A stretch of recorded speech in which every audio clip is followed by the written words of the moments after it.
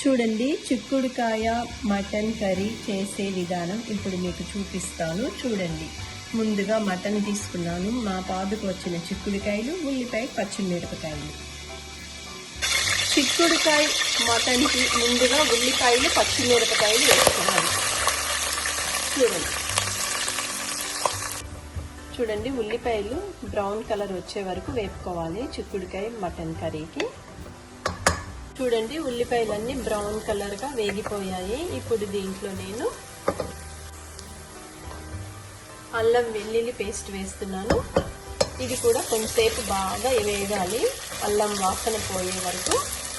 చిక్కుడుకాయ మటన్, మా ఇంట్లో మా పాదుకు వచ్చిన చిక్కుడుకాయలతో నేను మటన్ చేసి చూపిస్తున్నాను మీకు. కొంచెం పసుపు, కొంచెం ఉప్పు, ఇది కూడా కొంచెం వేగనియాలి. పసుపు వేసాం కదా, వెనకాల మా ఆయన ఫ్లూట్ వాయిస్తున్నారు. నేనేమో మా పాదుకు వచ్చిన చిక్కుడుకాయ మటన్ చేసి మీకు రెసిపీ చెప్తున్నాను. చూడండి, ఆ ఫ్లూట్ సౌండ్ మీకు వినపడుతుందా? మా వారే వాయిస్తున్నారు. ఉల్లిపాయలు, పచ్చిమిరపకాయలు, అల్లం వెల్లుల్లి పేస్ట్, పసుపు, ఉప్పు వేసాను కదా. ఇప్పుడు నేను మటన్ వేస్తున్నాను. ఉల్లిపాయలు కూడా బాగా వేగిపోయాయి. చూడండి, ఇప్పుడు నేను మటన్ వేస్తున్నాను. ఇది శుభ్రంగా కలిపేసుకోవాలి. కలుపుకున్నాక ఒక 10 నిమిషాలు చిన్న మంటలోనే మగ్గాలి. తరువాత నేను ఇందులో ఏం వేస్తానో చూపిస్తాను. చూడండి, ఉల్లిపాయలు ఎంత బాగా వేగిపోయాయో. ఇట్లా బ్రౌన్ కలర్ వచ్చే వరకు వేసుకోవాలి. చూడండి, ఒక 10 నిమిషాలు చిన్న మంటలో మగ్గాలి. ఇప్పుడు మూత తీసి 10 నిమిషాలు మటన్ని మగ్గ పెట్టుకోమన్నాను కదా. చూడండి, ఎంత బాగా మగ్గిపోయిందో. ఇట్లా మగ్గిపోవాలన్నమాట నూనెలో, అల్లం వెల్లుల్లి పేస్ట్లో.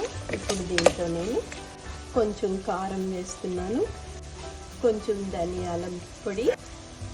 చూడండి, ధనియాల పొడి కూడా వేసాను. ఇప్పుడు కొంచెం గరం మసాలా వేస్తున్నా, కొంచెం జీలకర్ర పొడి. ఇదంతా కూడా ఒకసారి శుభ్రంగా కలిపేసుకుందాం.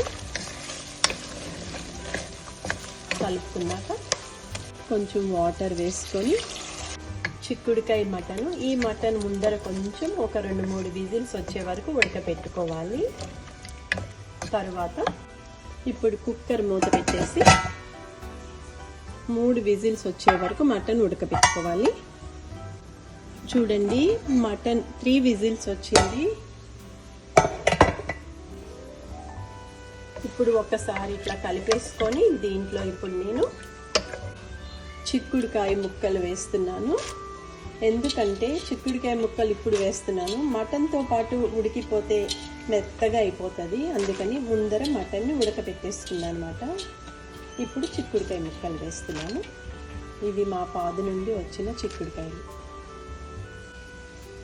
ఇది శుభ్రంగా కలిపేసుకొని ఒక్క విజిల్ పెట్టుకుంటే చిక్కుడుకాయలు కూడా ఉడికిపోతాయి. మటన్ చిక్కుడుకాయ కర్రీ రెడీ అయిపోతుంది. చూడండి ఎంత బాగున్నాయో. చూడండి, చిక్కుడుకాయ మటన్ కర్రీ రెడీ అయిపోయింది. ఇప్పుడు దీంట్లో నేను కొత్తిమీర వేస్తున్నాను. కొత్తిమీర వేసి ఒక్కసారి కలిపేసుకుంటే చాలా బాగుంటుంది. మా ఇంట్లో వచ్చిన మా చిక్కుడుకాయలతో నేను చిక్కుడుకాయ మటన్ కర్రీ చేశాను. చూడండి ఎంత బాగుందో. మటన్ చిక్కుడుకాయ కర్రీ సర్వింగ్ బౌల్లో తీస్తున్నాను. చూడండి.